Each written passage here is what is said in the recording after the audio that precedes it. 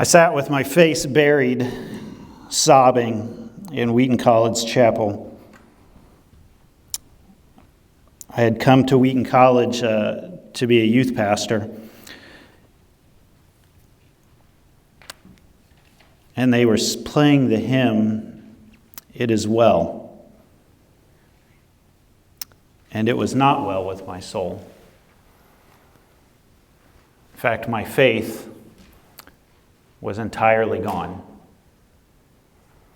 I buried my face in my hands because I was embarrassed, sitting amidst hundreds of other college students, all who had shown up at this Christian liberal arts school in large part, because of its faith. And my faith no longer existed. So the question, of course, is how did I get from that moment sitting out here in this auditorium, this chapel, with my face buried in my hands? How did I get from that moment to this moment where I'm standing here in front of you as the lead pastor of Sycamore Creek, getting ready to adopt Asbury United Methodist Church as a campus of Sycamore Creek? From no faith to being a pastor. Well, that's this part of the story I want to tell you today, my Jesus story. I want to tell you over the next several weeks, unfold that as we go into this series that I'm calling Our Stories. Over the next several weeks, we're going to take a look at my Jesus story, my call or ministry story, and my church story. And then following the service each day, I hope you have signed up for a pizza with the pastor. I wanted to sit down in small groups with different people, small groups of people here at our church, and I wanted to hear your Jesus story. I want to hear your ministry story. I want to hear your church story about being at Asbury or in other churches that you've been a part of. These are our stories. Our stories. Before I tell you that story, though, today, I want to take just a minute. I want to say some thank yous because there's some people who've been really instrumental in us getting to this point. Some of those folks, of course, are the leadership team here at Asbury, and there's 4 women in particular that I have worked with quite a bit.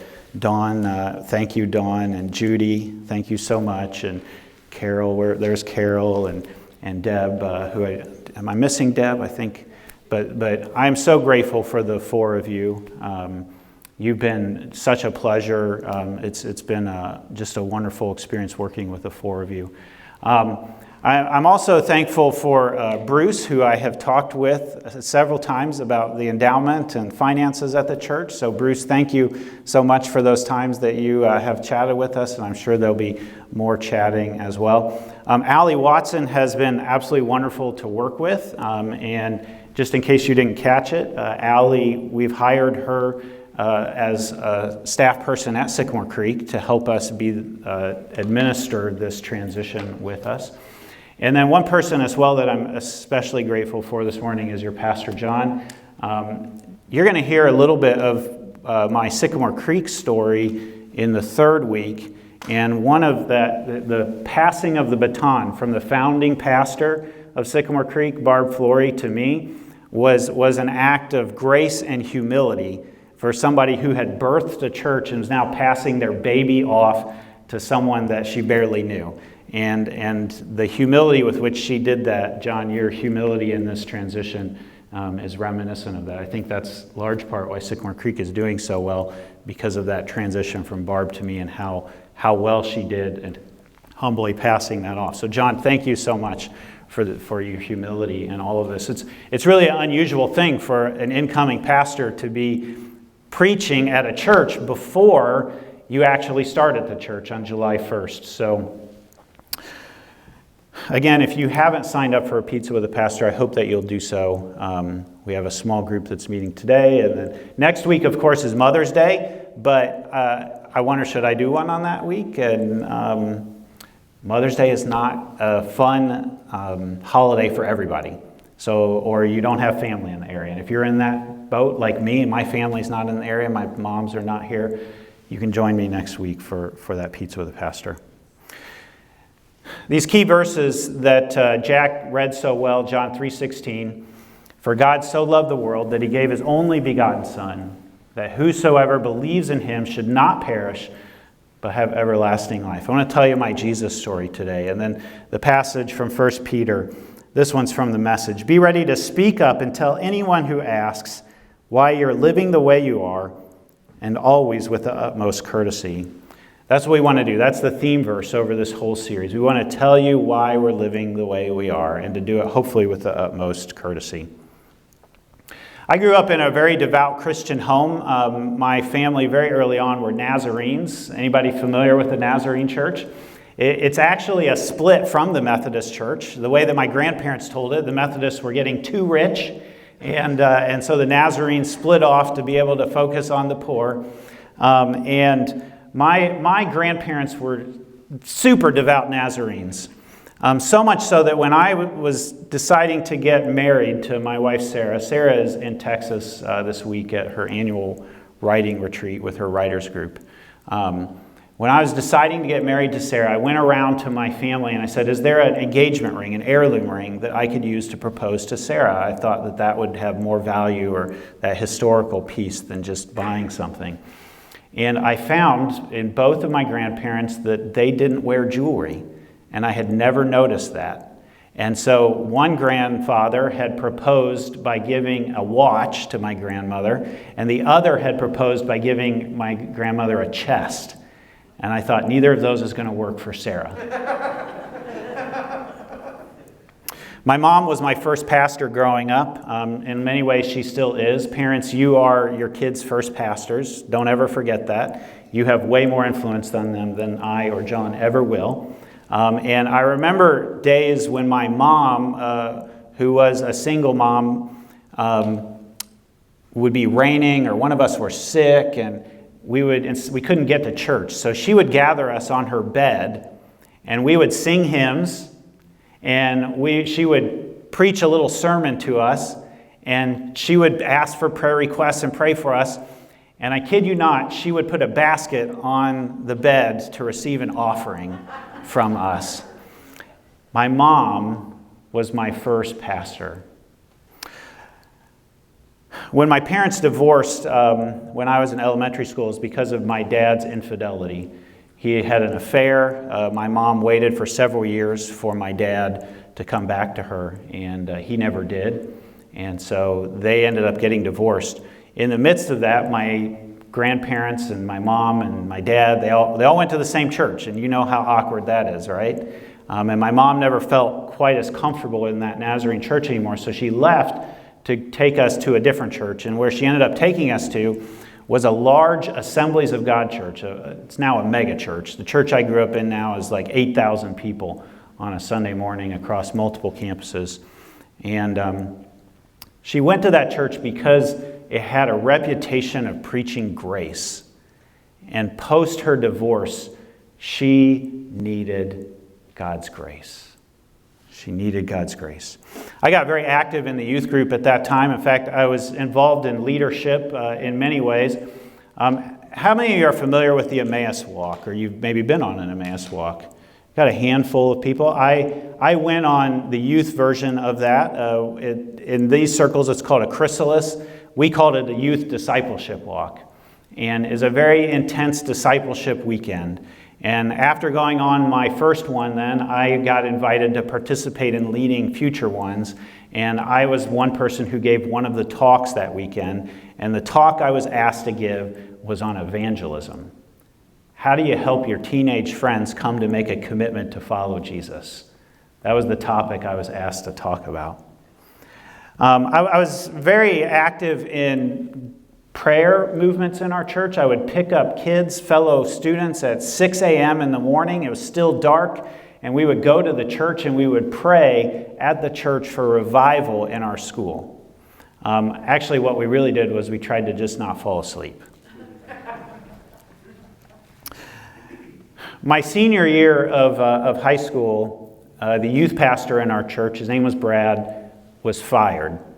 He was fired not because of any immoral thing he did or unethical thing. He didn't do anything inappropriate with the kids. He was fired because he liked to lead youth group by asking questions and not always answering them.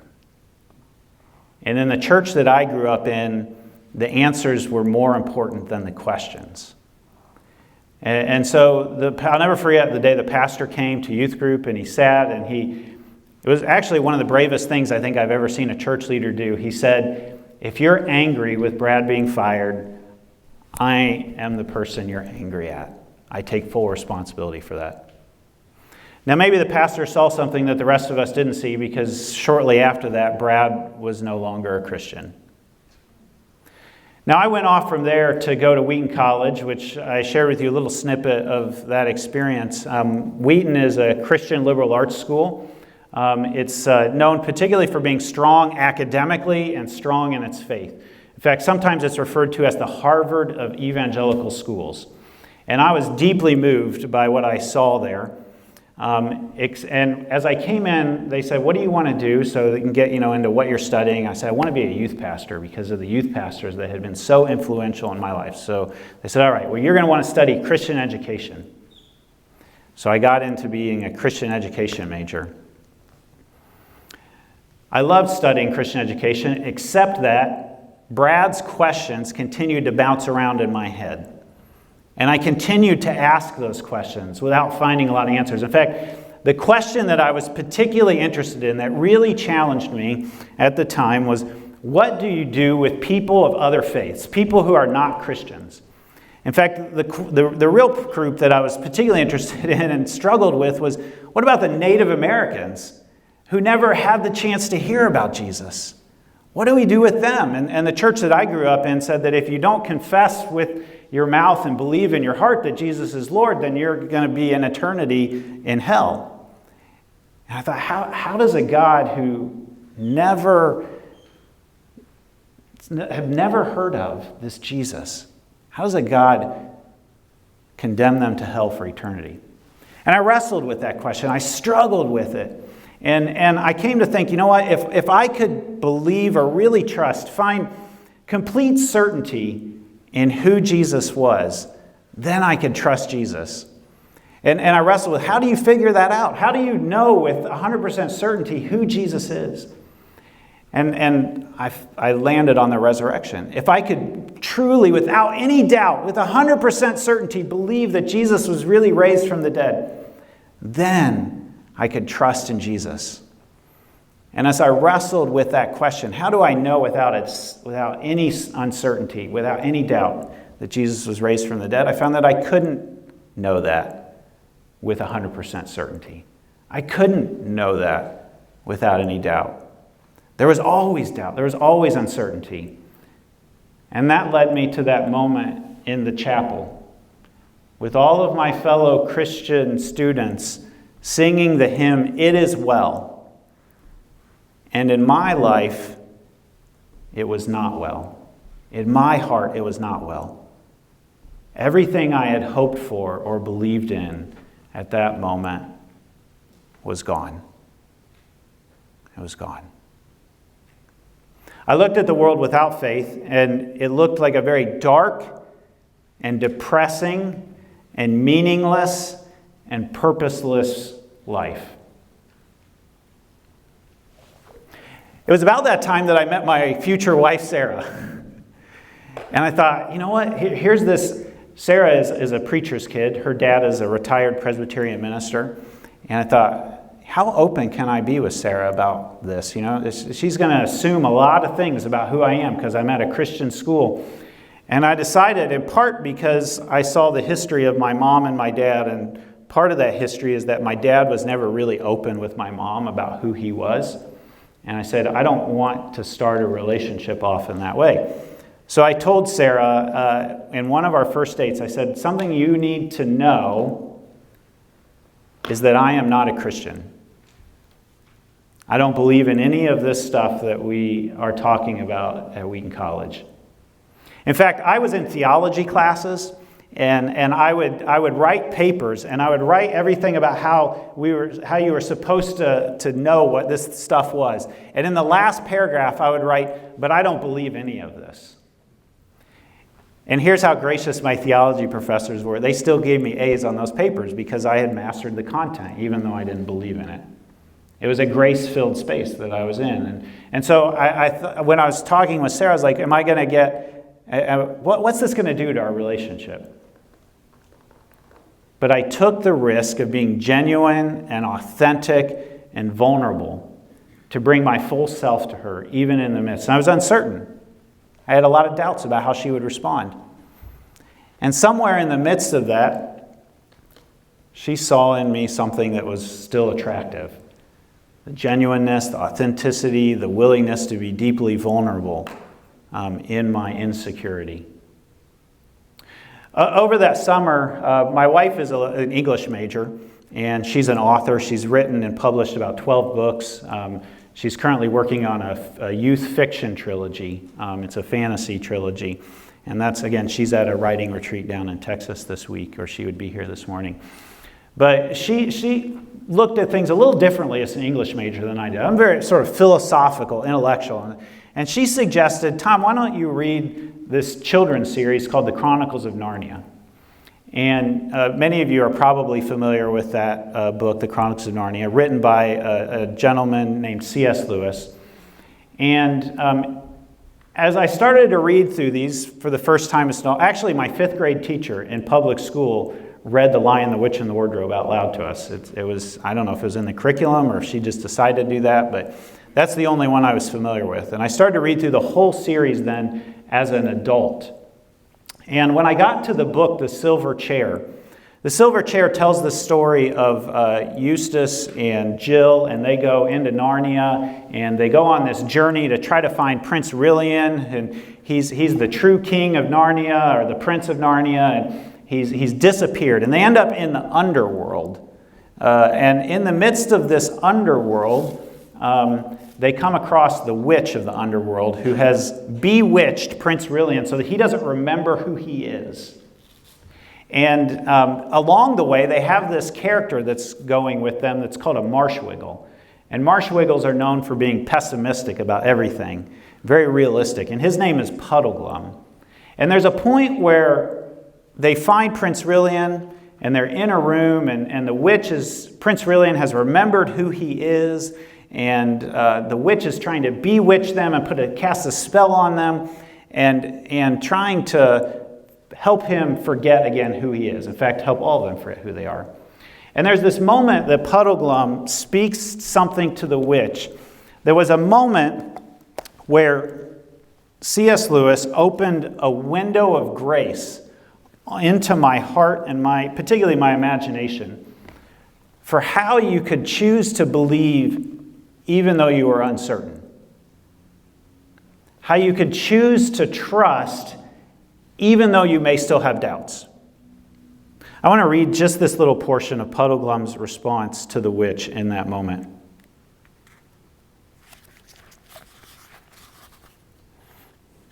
He says, "Suppose we have only dreamed or made up all those things, trees and grass and sun and moon and stars and Aslan himself." Aslan is the Lion King, who's the Jesus figure in these Chronicles of Narnia. And remember, they're underground. Suppose we have made all those things up. Then all I can say is that in that case, the made-up things seem a good deal more important than the real ones. Suppose this black pit of a kingdom of yours is the only world. Well, it strikes me as a pretty poor one. And that's a funny thing when you come to think of it. We're just babies making up a game, if you're right. But 4 babies playing a game can make a play world which licks your real world hollow. That's why I'm going to stand by the play world. I'm on Aslan's side, even if there isn't any Aslan to lead it. I'm going to live as like a Narnian as I can, even if there isn't any Narnia. So thanking you kindly for our supper, if these 2 gentlemen and the young lady are ready, we're leaving your court at once and setting out in the dark to spend our lives looking for overland. Not that our lives will be very long, I should think, but that's small loss if this world's as dull a place as you say.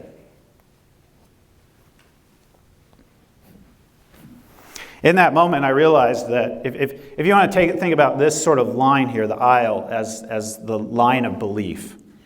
And when this is a good illustration. You got the cross over here. This is the side of belief, all right? You all are the believers on this side, all right? They're the heretics and the heathens over there. So if you're on this side of the line of belief where I had grown up, I had lots of uncertainty and doubt that I couldn't figure out how to get rid of. And at this point in my Christian, or in my walk, or my faith, or my life, I had moved over to this side. This is the side of unbelief, right? These are where all the heathens are at, okay? And what I noticed when I got over to this side of the belief line is that I was just as uncertain. I had just as much doubt as I did over there. Except when I got over here, I noticed something about over there that I had not noticed. And I already told you, or gave you a hint of that. You see, when I was over here and I looked at the world and I looked at my life, everything was meaningless and hopeless and dark. You live and you die and that's it. Life is over. And I realized that there were three hopes that I had over here. I had hope that I could be a better person, hope that this world could be a better world, and hope that there was some good and meaningful existence after death. Those are the three basic longings of my life. And over here, I had none of those. But standing over here, when I looked over there, I saw hope. Not 100% certainty, not lack of doubt. That existed on both sides. And so I made a conscious decision to believe in spite of my uncertainty, to believe in spite of my doubt. And I crossed that line back over to belief as a conscious decision, not to get rid of the uncertainty, not to get rid of the doubt, but to find hope amidst the doubt and uncertainty.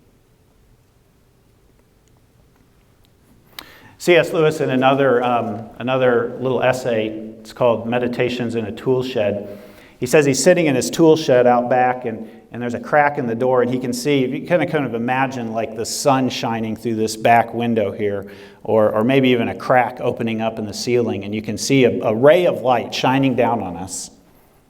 And Lewis noticed two things about that ray of the light as he was seeing. One is he could stand off to the side and he could look at the light. You could observe it from outside. And that's what I had been doing, trying to figure out, what is this light? What is this faith thing? What is this God thing? What is this Jesus thing? I had been standing outside of it, trying to observe it. And you can do that. You can look at the beam of light. Or Lewis says, you can look along the light. You can put your face in the light, and through the crack, you can see the sunshine. You can see the trees. And elsewhere, he says, I believe in Christianity not because I stand over here and look at it, but because when I stand inside of it and look at everything else, it makes all the sense to me of the world. Later in life, I learned that St. Augustine, the African bishop who much of our Western theology is based on, said that you have to believe first to be able to understand. Or as Madeleine L'Engle, the author of Wrinkle in Time, says, believing takes practice. It takes practice to look at that light and look through it to be able to see the sun and the world all around you. So you may wonder, well, where are you at now, Tom? I mean, you're a pastor. Surely you're like at this place where there's no uncertainty left. There's no doubt, right? Like you don't end up here on the stage with the microphone if you don't answer all the right questions, right?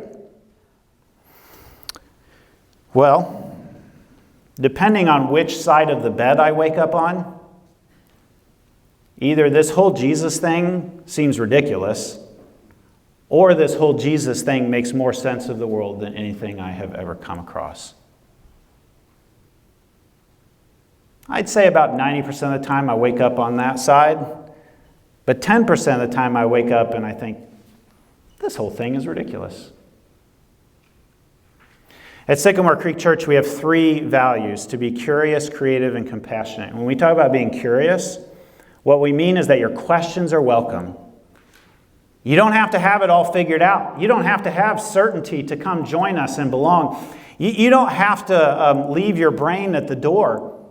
In fact, you don't even have to agree with me as a pastor to belong here as part of our church.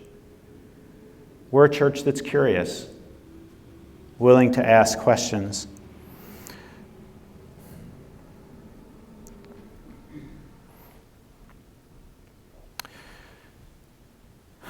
So you go back to those 3 hopes. Remember what those 3 hopes were? Hope that I could be a better person. Hope that this world could be a better world. And hope that there's some good and meaningful existence after death. And here's what I found in following Jesus for, 19, 20 years before leaving the faith, and then 25 after, is that Jesus gives those 3 hopes a positive answer in spite of any uncertainty I have.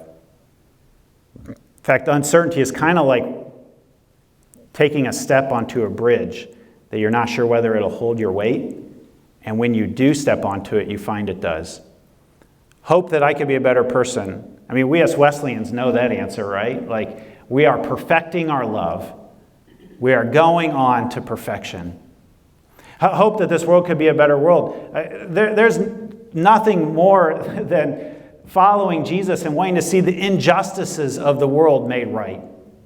That God's dream of shalom, that all the things that are broken would be made right. All the things that need fixing are made fixed. That everyone would be thriving. That this world would be a better world. And that there's some good and meaningful existence after death. In 2018, my wife was diagnosed with breast cancer. I heard somebody ask for a prayer request for somebody, I think Connie. Someone's had breast cancer come back. And in that year of the diagnosis and treatment, I looked mortality in the face in a way that I never had before, right up close. And I won't lie to you, it was scary. It was full of uncertainty, full of doubt. I yelled at God. I cursed at God. But if I had stepped away from belief, all hope would have disappeared. Now here we are as 2 churches in the face of something deeply uncertain, full of lots of doubt. In fact, I'd guess there's a lot of grief going on as you think about letting go of what has been here. A lot of uncertainty about what does it mean to become a campus of Sycamore Creek? Who is this Pastor Tom? Well, you're getting a little taste of me this morning. What am I going to have to change? What am I going to have to let go? What new thing am I going to have to grasp onto?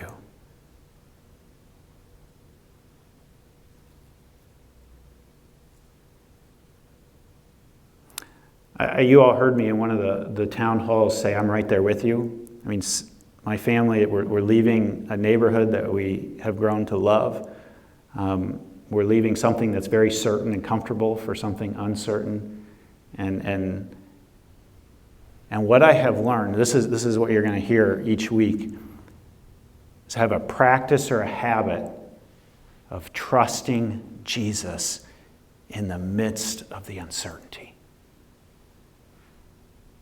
Trust Jesus, even though you're uncertain. Grab hold of him and hold on, because he offers hope. He's the only thing that does. Let's pray.